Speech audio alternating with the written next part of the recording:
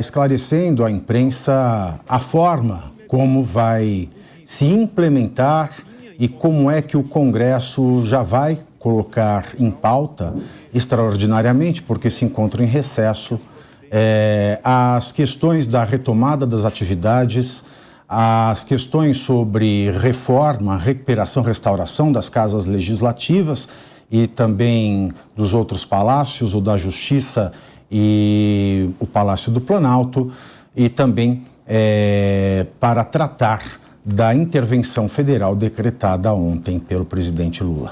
Mas, Felipe, nós falávamos aqui de um erro estratégico muito grave daqueles que acharam que fariam uma manifestação pacífica. Faltou pensar? Não, faltou pensar. Acho que um dos problemas que a gente vê no momento atual, na sociedade que realmente está doente, né? Todo mundo está doente, a polarização fez isso com as pessoas, né? O que a gente viu é que existem pessoas que vivem no mundo paralelo, né? Teoria da conspiração à torta e à direito, aquela ideia de não respeitar o resultado das urnas sob a suposta alegação de que houve fraude, qualquer tipo de prova, e gerou esse tipo de acontecimento, infelizmente, não é? Mas, por outro lado, Pavinato, que eu queria registrar aqui é que a direita nas eleições, na minha opinião, foi a que ganhou as eleições no final das contas. Porque pela primeira vez no Brasil a gente viu as pessoas se declarando de direita, a gente viu uma massa de pessoas caminhando junta para o lado da direita, e isso realmente, como você colocou aqui, vai acabar atrasando um pouco a estratégia institucional de se consolidar no poder como uma força política realmente forte, não é? E razoável. Bissoli, suas considerações sobre os crimes perpetrados e a relação desses crimes com aqueles que dizem ter se apresentado, ter ido até Brasília, estado na esplanada dos ministérios, lá na Praça dos Três Poderes, para uma manifestação puramente pacífica. Olha, Pavinato, primeiro é importante considerar que o que ocorreu ontem foi crime. Então, que não fique dúvida sobre isso. O que a gente tenta fazer, no máximo, é explicar o que possa ter levado a isso, mas não cabe justificativa. Eu tenho visto desde ontem pessoas justificando os atos que ocorreram e que a gente viu. Não tem justificativa para crime. Assim como não se justifica governo corrupto desviar o dinheiro para manter eleição, para se manter no poder, quem defende isso é tão criminoso quanto quem defende a depredação que ocorreu ontem, o vandalismo que ocorreu ontem, é tão criminoso quanto. Então, querer defender o que aconteceu ontem não cabe em lugar nenhum no regime democrático de direito brasileiro. Entretanto, analisar o que pode ter levado a isso que ocorreu ontem, olhar um pouco mais de forma abrangente e tentar evitar que isso volte a ocorrer na sociedade, justamente por não olhar para uma sociedade dividida que se instalou ao longo da última eleição, é dar margem para que a gente volte a ver atos como esse ocorrendo novamente no país. E aí eu trago pontualmente a diferença da manifestação de ontem, de tantas outras que ocorreram, como 7 de setembro no ano passado e outras que eu vi, inclusive as em frente aos quartéis, que ao lado do meu escritório aqui na Assembleia Legislativa, eu passo todo dia em frente a uma e nunca vi nada demais ali ou algum ato que pudesse realmente demonstrar um vandalismo ou algo maior. A de ontem não foi com esse propósito das demais que eu disse aqui. A de ontem, claramente, eu cito aqui, porque está no ar até agora, não está na relação das redes sociais que caíram, o Diabo Veste Toga, uma rede social aberta, quem quiser pode entrar, tem claramente aqui na sexta-feira convocando para esse ato de ontem, dizendo: comunicado importante, patriotas, e aqui diz o movimento deles, nós devemos ocupar essa circunscrição, e tem aqui todo o trecho, por dentro e por fora, só assim derrubaremos esse governo que foi eleito. Ou seja, a convocação da manifestação de ontem por si só já foi criminosa.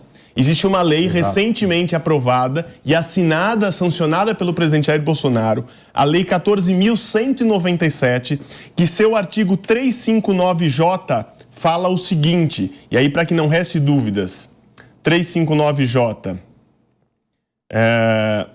aqui.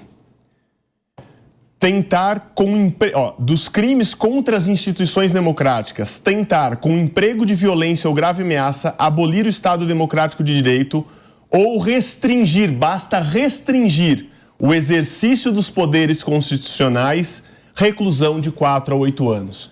Então, aqueles que se dirigiram ontem à esplanada dos ministérios rumo à Praça dos Três Poderes, na intenção de destituírem um governo eleito, já praticavam, nesse momento, ato criminoso. Independente da consequência que foi a depredação que a gente viu, o vandalismo verificado. Então, aqueles que já se encontravam em curso, motivados, se comprovado, motivados por essa intenção, já são criminosos que se encontravam na esplanada dos ministérios.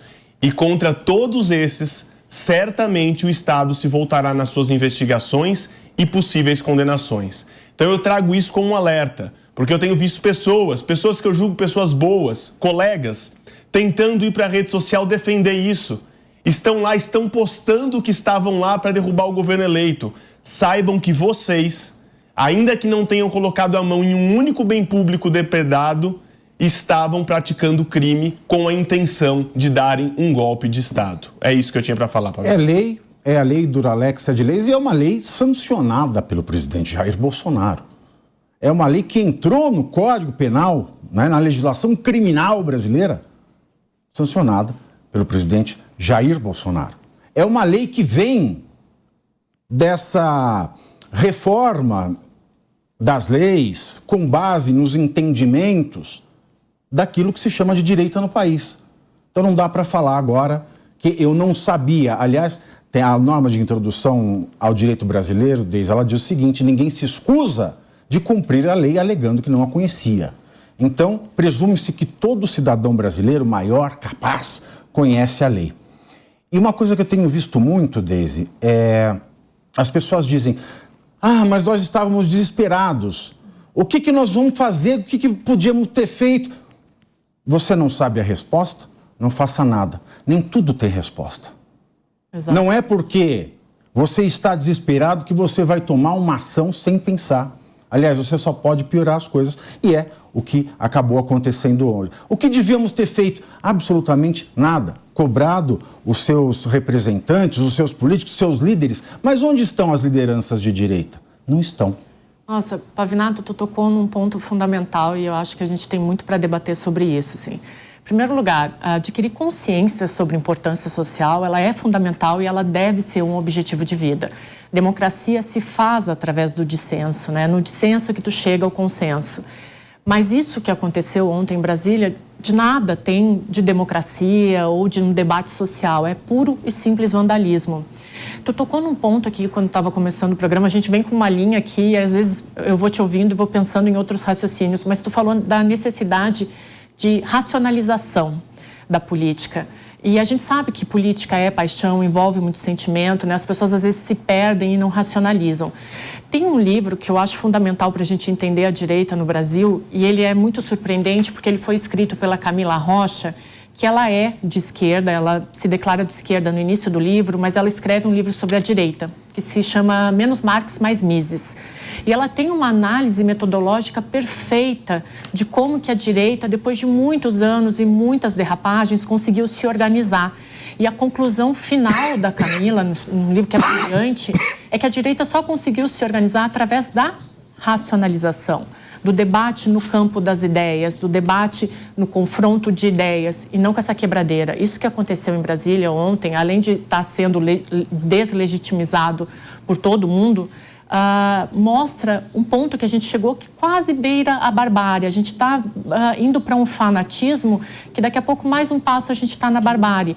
Não se faz discussão no campo da política com quebradeira, se faz com debate, com conversa e com diálogo. Sempre foi assim e tem que continuar sendo assim. O que aconteceu ontem é crime e tem que ser tolerância zero para isso.